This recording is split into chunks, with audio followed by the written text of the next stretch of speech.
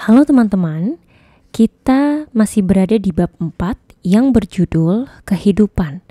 Kekayaan ada pada pikiran. Sekarang kita akan memasuki subbab yang ke-8 yang berjudul Dunia Memang Tidak Adil. Hari ini aku ingin bicara tentang 2 pidato dan 1 artikel tentang hati manusia. Seperti arti harfiahnya, hati manusia berarti hati yang dimiliki manusia. Tetapi ada satu lagi arti yang terkandung di dalamnya. Arti lain dari hati manusia adalah mengetahui dan membantu orang lain dalam situasi yang menyedihkan. Dengan kata lain, di dalam hati seseorang harus ada rasa peka terhadap kesulitan orang lain. Isi tulisan ini berasal dari ucapan 2 tokoh yang mengangkat perekonomian dunia. Mereka adalah 2 tokoh yang mengangkat industri elektronik dunia.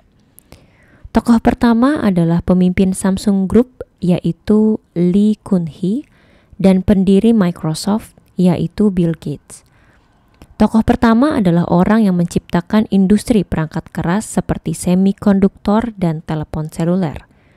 Tokoh kedua adalah pencetus bisnis perangkat lunak bernama Windows. Mereka sama-sama orang yang masuk ke dalam daftar 100 besar orang terkaya di dunia tahun 2019. Bill Gates berada pada posisi kedua dengan kekayaan 126 triliun won. Sedangkan Lee Kun-hee berada di posisi ke-61 dengan total kekayaan 24 triliun won. Mereka adalah bintang terbesar dalam industri elektronik. Pertama-tama, kutuliskan kutipan pidato dari Bill Gates. Hidup memang tidak adil. Jangan berpikir negatif tentang kenyataan ini, tetapi terimalah. Dunia tidak peduli dengan pemikiran kita, justru menunggu kita untuk menunjukkan pencapaian yang kita raih sampai kita merasa puas. Jangan berpikir bahwa bekerja di restoran burger adalah hal yang memalukan. Para kakek kita dulu sangat mengharapkan pekerjaan tersebut. Apabila hidup kita hancur, itu bukanlah kesalahan orang tua kita, melainkan kesalahan kita sendiri. Jangan berpikir negatif tentang kesalahan, tapi pelajarilah. Saya harap kita bisa cepat beradaptasi dengan dunia yang tidak adil ini. Itulah adalah kutipan pidato Bill Gates di Mount Whitney High School. Kutipan pidato tersebut sudah sangat jelas, jadi tidak perlu dijabarkan lebih lanjut. Selanjutnya adalah ucapan Lee Kun-hee yang baru saja meninggal dunia. Ubahlah semuanya kecuali istri dan anak. Itulah kutipan perkataan Lee Kun-hee pada sebuah rapat manajemen darurat Samsung Group di Frankfurt, Jerman pada tanggal 7 Juni 1993. Saat diangkat menjadi presiden direktur pada tahun 1987, yang ditemuinya hanya jalan buntu.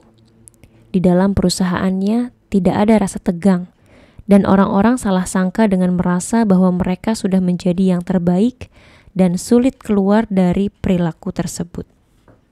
Tekanan saat itu sangat luar biasa karena dia berpikir bahwa bila hal ini terus terjadi, Samsung tidak hanya kehilangan 1 atau 2 perusahaan, tetapi bisa kehilangan semuanya.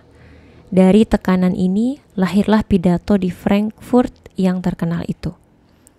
Untuk mengubah keluarga, perusahaan, dan negara, diperlukan perubahan dari diri sendiri terlebih dahulu. Dia tahu bahwa semua orang paham logika umum seperti itu. Diri sendiri harus berubah. Barulah kita bisa mengubah keluarga, mengubah perusahaan, mengubah negara, bahkan mengubah dunia. Awal dari segala perubahan adalah diri sendiri. Sebagai penutup, aku akan menulis berdasarkan artikel berjudul Kematian Ramyeon Bersaudara yang kubaca. Surat-surat kabar di bulan Oktober 2020 serentak memberitakan kematian seorang anak kecil dalam kebakaran di daerah Incheon. Kebakaran terjadi ketika orang tuanya sedang tidak ada di rumah dan menewaskan seorang anak berumur 8 tahun. Setelah itu menderita luka-luka dan dirawat 1 bulan lamanya. Setelah membaca artikel tersebut, aku merasa kesal. Kematian seorang anak berusia 8 tahun ternyata juga dikatakan kematian. 3 tahun lalu ketika ayahku meninggal, dokter berkata, dinyatakan meninggal pada tanggal 26 Juli 2017 pukul 8.23 menit.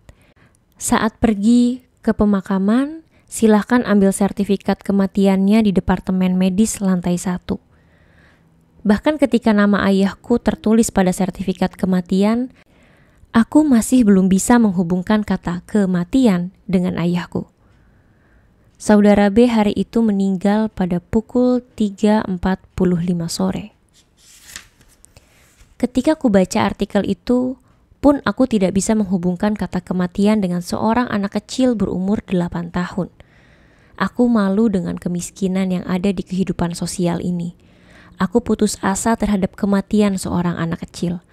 Aku marah atas kematian seorang anak kecil yang diakibatkan kemiskinan.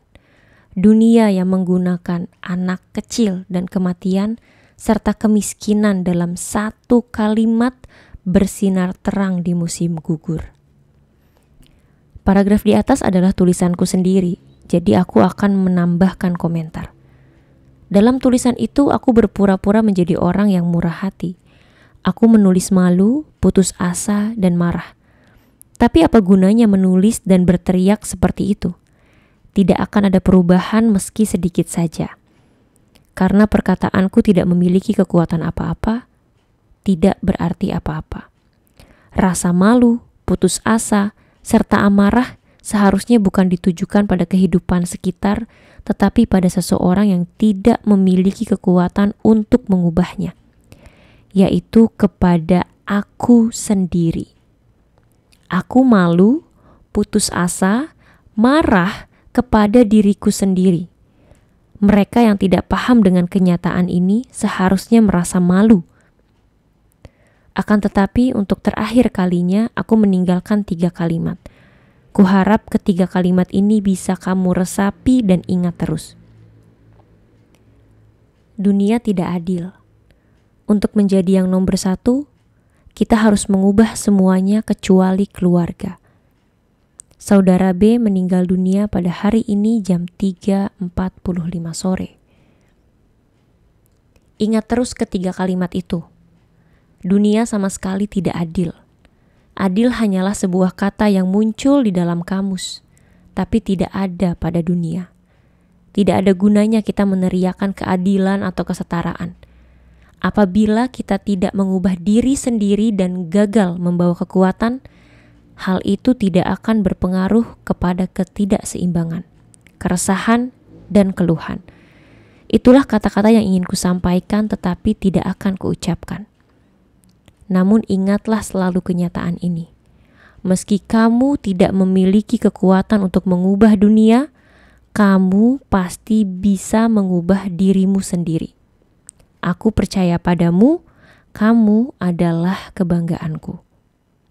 Aku mencintaimu, anakku.